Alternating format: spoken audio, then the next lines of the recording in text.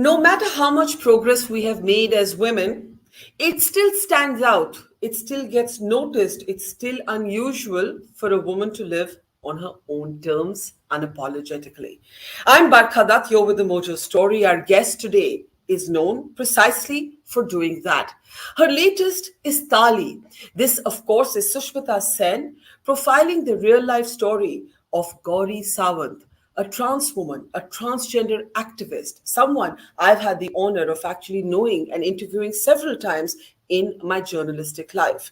Sushmita Sen's latest is released to critical acclaim.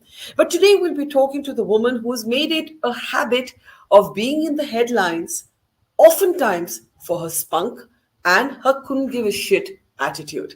Let's welcome Sushmita to the program. And as I said, it's quite unusual, even now, Sushmita, after all this time, after all these decades, it still gets noticed when women are unapologetic, when women choose their own terms, when women define their own idea of morality, of ethics. Um, does it get difficult to be as spunky as you seem publicly? Are there private moments of struggle?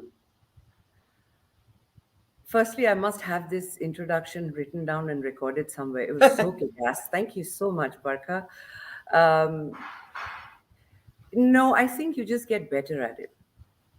And given that next year I complete 30 years in the public eye, 3 decades, you kind of have damn good amount of practice by then, and I've kind of made it a habit to try. I'm sure that it used to bother me a lot in my early, you know, 20s when I was in the early phase of my career as an actor.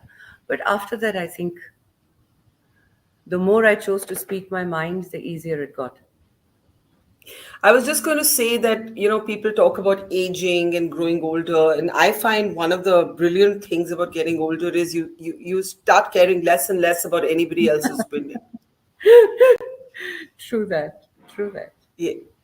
Let's talk about Tali, and then we have a whole lot of other things to talk about. I happen to know Gauri, and I know her from many years ago. But I was pained to see that when you first posted about the series, Yeah.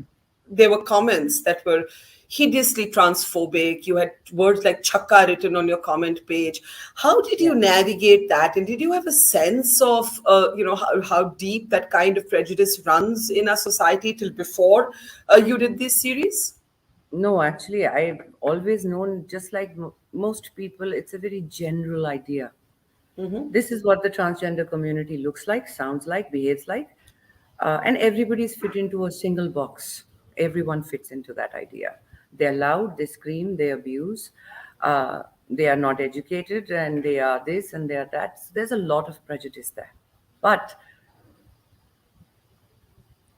when you experience someone calling you a chakka, that open, it came like a dhap shock because I'm not used to that.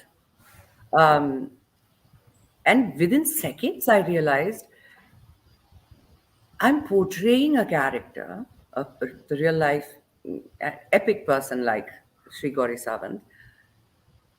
And for that, I'm being called Chaka, and I take it so personally. It bothered me. So I can't even begin to imagine what people have to live with Yeah. every single day of their lives. Uh, so we everything has a catch 22, which is what I learned through the making of Thali. We had workshops where it was less about learning acting or unlearning acting.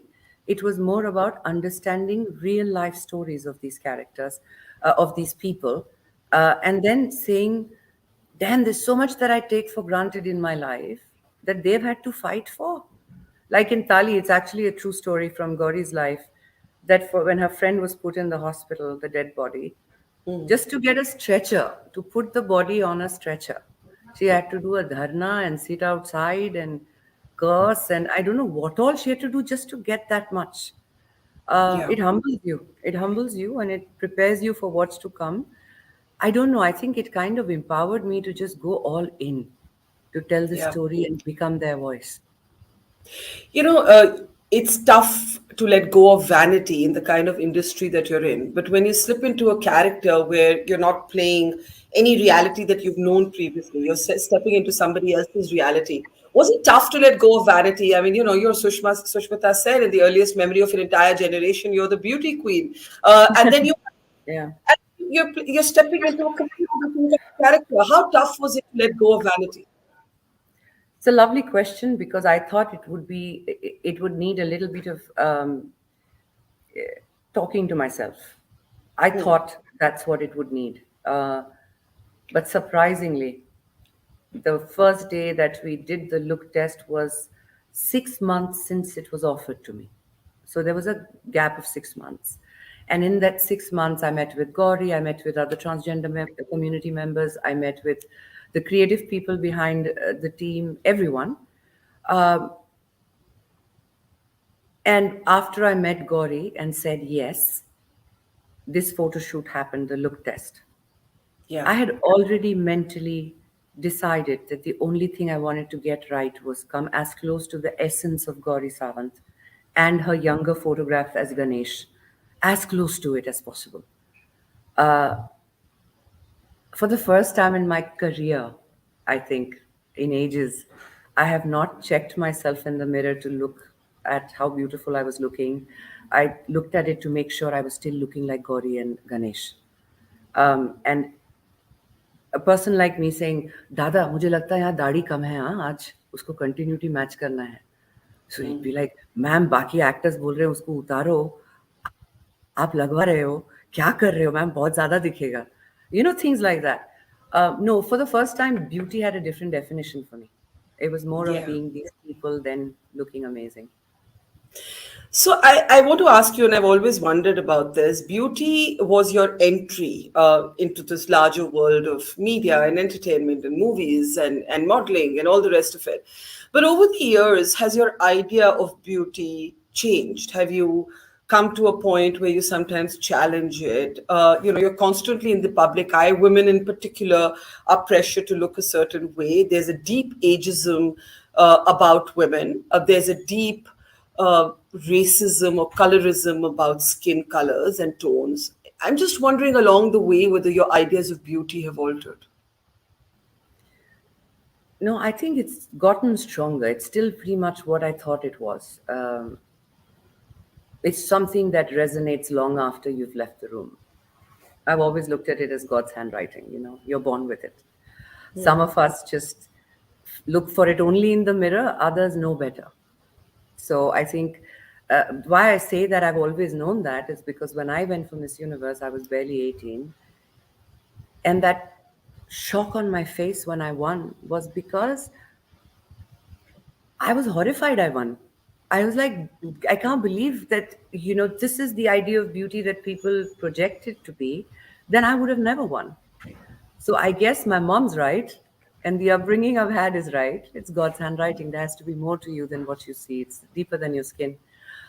Skin color, skin tone, essence, everything.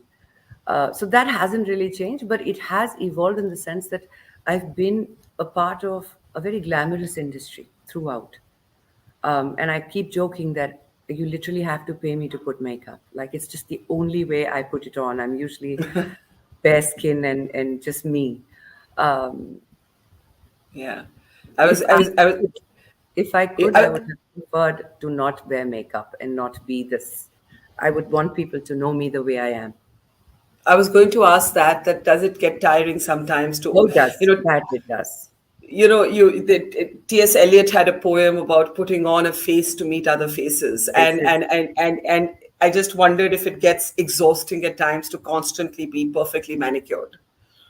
Yeah, it is very, very exhausting. This is not my favorite part of the process at all, except in Taali, the process was fun because it Yeah. was getting into a character, male and female. And like I was saying, I've played all genders now. Like it's fun. I have kind of come into my own in that sense. But no, as tiring as that is, you realize I'm a part of a visual medium. And so you have to just suck it up and put on that makeup and make sure your hair's looking fine and just get on with the job. Now you spoke about being 18, when Miss Universe happens. You're 24 when you're a mom. Yes.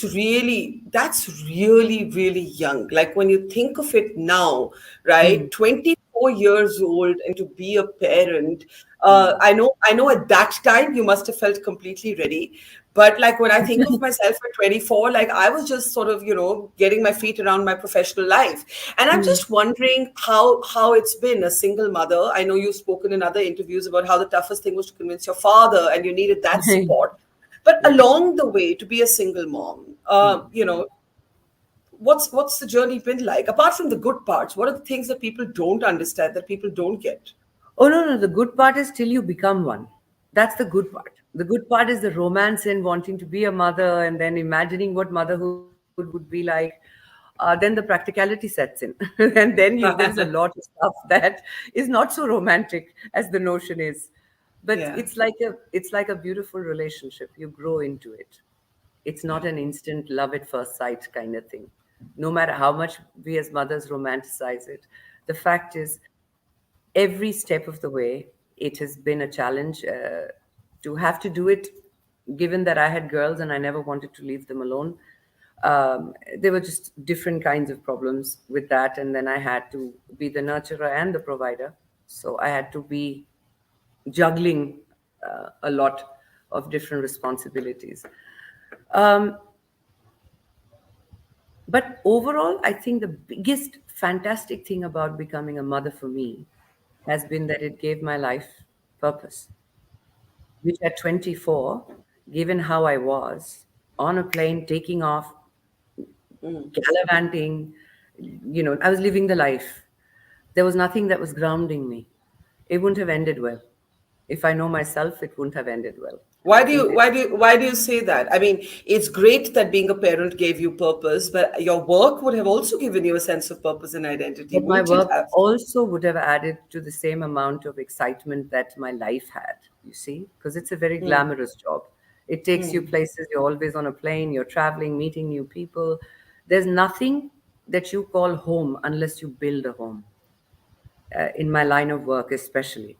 So I built a home very early in life, and that allowed me to do my job, get that satisfaction, do whatever, but have very strong discipline and principles by which I lived because I had to come back home, and someone depended on me.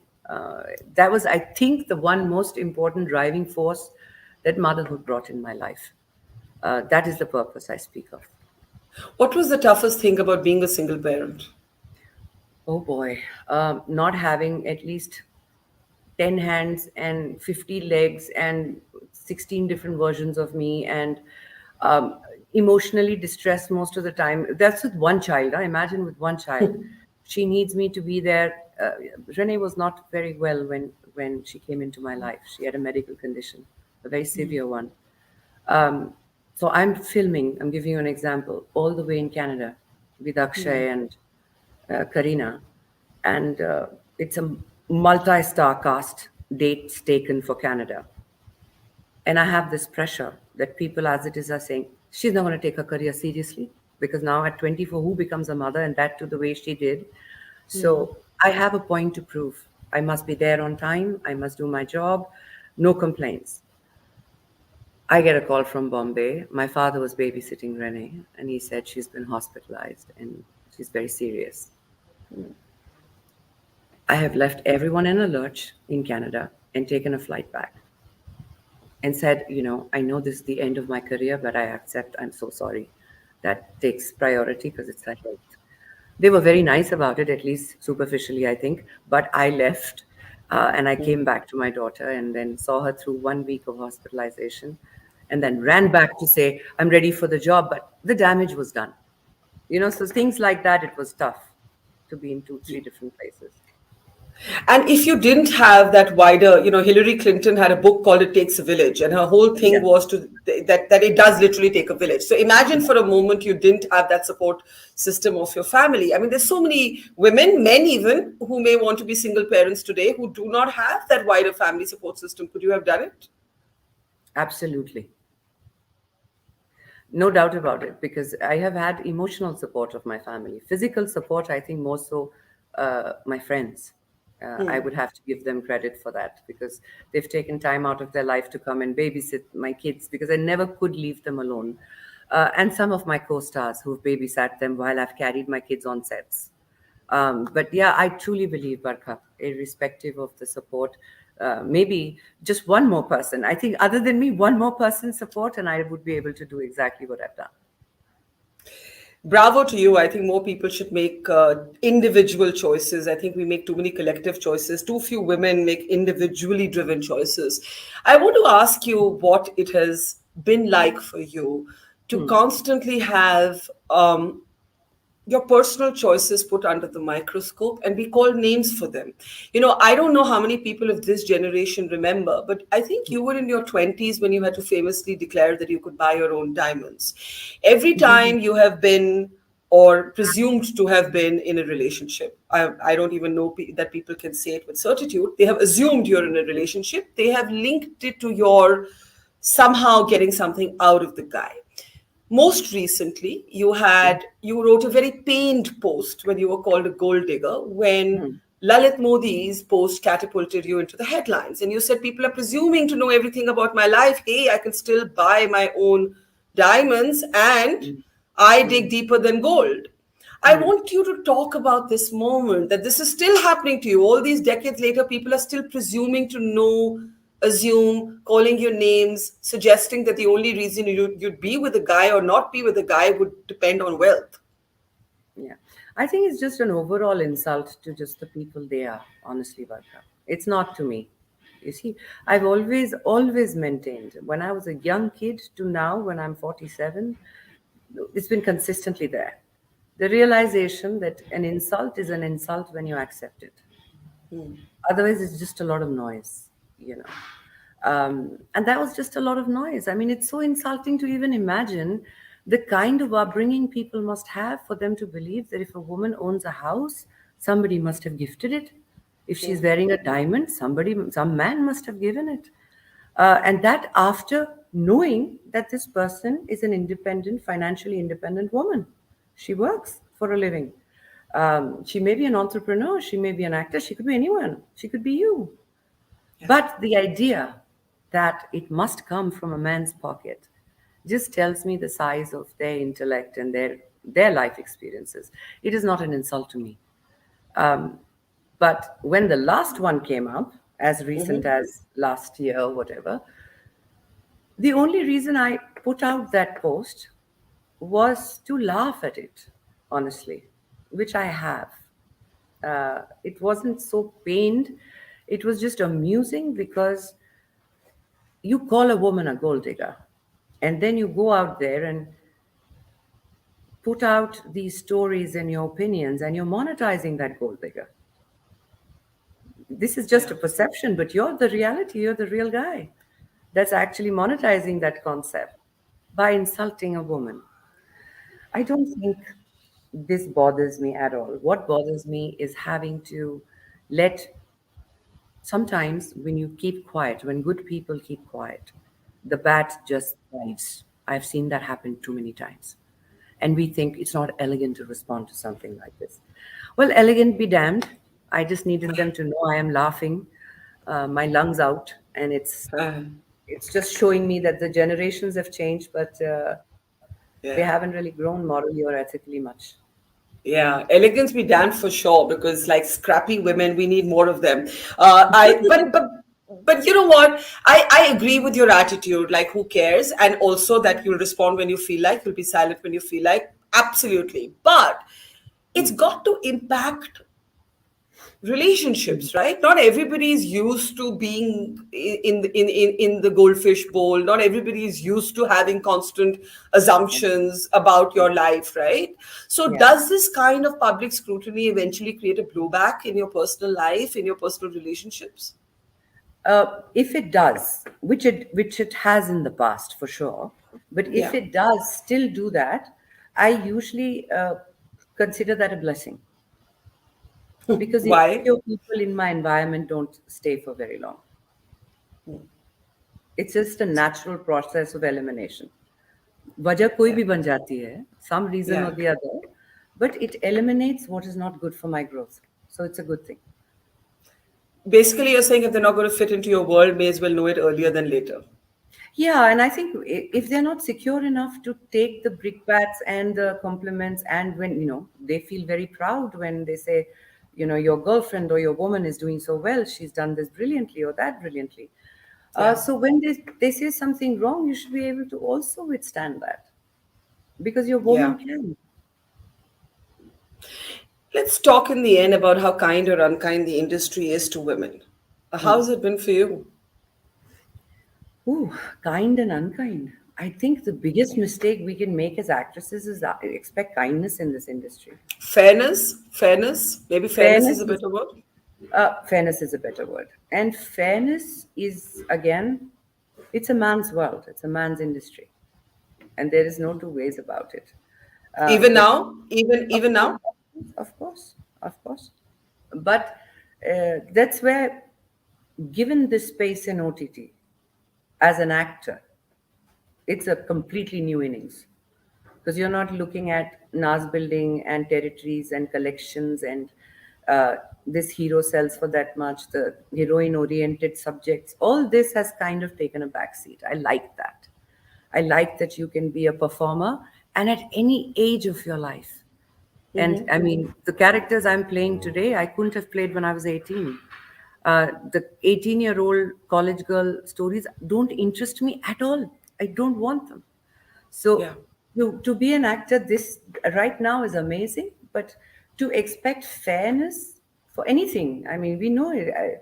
Even if I headline a show, I have to fight for the figures that I want because someone's throwing me numbers of the next male hero, A-lister, who's charged so much, and how can you expect that?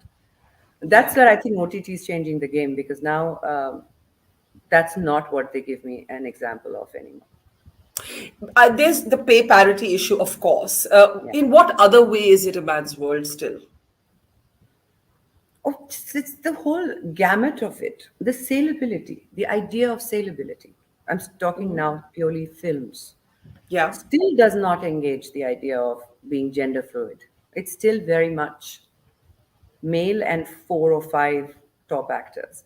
And as a female actor, you're done if you don't belong to one of the camps or get along with at least all of them, you know. So I think that hasn't changed much. Um, And, there is a and lot. and and and do you get along with them? And are you in the camps? Never have belonged to any. My career should tell you that. I just You, tell you you that. see, you Uh, see, a sense of humor will lift any moment, no matter what it feels like, right? yeah, yeah, yeah. But go No, no, ahead. and But go also, ahead. it's Yeah. it's also, I think, compliments to the people who can play by those rules because that is not easy to do either. But Yeah. it's just not my roots. I don't know how to work with those. So I have not been able to do that. It's very, I want to just learn. I just want to grow. I want someone to tell me to Hoagie Stars 90s key now, come back and learn because you don't know your art. I Yeah. need that in my life right now. I don't need to be waiting endlessly to massage egos to make people feel better about themselves and their careers. I have a job to do. And if I'm not good at that job, you must punish me every which way possible. But don't punish me just because I'm a woman who's not willing to play by the book. Well said. Hopefully, series like Tali will help you do some of that. Let me ask you in the end, what you would tell your, I want to say 18-year-old self, but at 18 you were already in the headlines. So what would you tell your 16-year-old self today? What have you learned in life that you tell your 16-year-old self today? Look after your heart. Hey, I forgot to ask you what was with. No, Oh my God, I should have asked you that right in the beginning. How no, are you no. doing? How are you Much, doing? How are you much. doing? Tell us what happened. So I don't know what happened. Honestly, just I'm somebody who's always been checking my heart, testing stress tests, this, that, ECG, 2D echoes, like regularly. I do it every 6 months because both my parents genetically have a heart condition. So it was an absolute shocker when it happened because Yeah. I had tested myself 6 months ago. But I think, Barkha, now is a time when I have realized the environment we're living in, the kind of things that we've been through, including COVID and stuff. I really think everybody should watch their health and test themselves pretty often. Random stuff is happening. Yeah. Um, I was my fittest best, my healthiest best when this, and it could happen to me. So um, it's a good idea to watch your health. It went off beautifully. I was done with the stent in 45 minutes, and then I wanted to go home because I don't like hospitals. And so I was such a bad patient. They let me go 48 hours later. And then I basically have been healing since. I finished Taali, I finished Arya 3, and I'm gearing up to go drop my daughter to her school. And then I will come back to a new set of cinema and work that is waiting. Well, I'm glad you're well, but I want to let you complete your thought. When you would tell your 16-year-old self, look Ah, after she your comes heart. back to it. I thought Yes. you had let that one go. No, I wouldn't be a good journalist if I didn't remember to come back to where I'd started. Look after your heart. You didn't mean it in the sense of a heart attack, and thank God, touch wood, you're fine. I did Look after actually your mean it heart. Oh, literally did and you? symbolically. I did. Okay. Symbolically also because I've followed my heart. It's because I've lived most of my life in the public eye. That's just been a consistent fact about me. I have lived from here, you know. And so sometimes while doing that, you don't take care of the place where you're coming from. And I think the heart attack, spiritually, symbolically, also was a wake up call to remember that I didn't look after it well enough.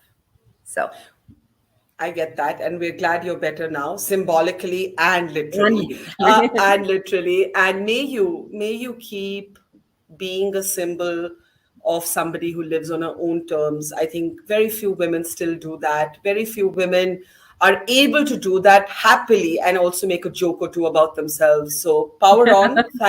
Thank you, and take care. Lovely Thanks. speaking to you, Barkha. Bye. Thank you. Thank you.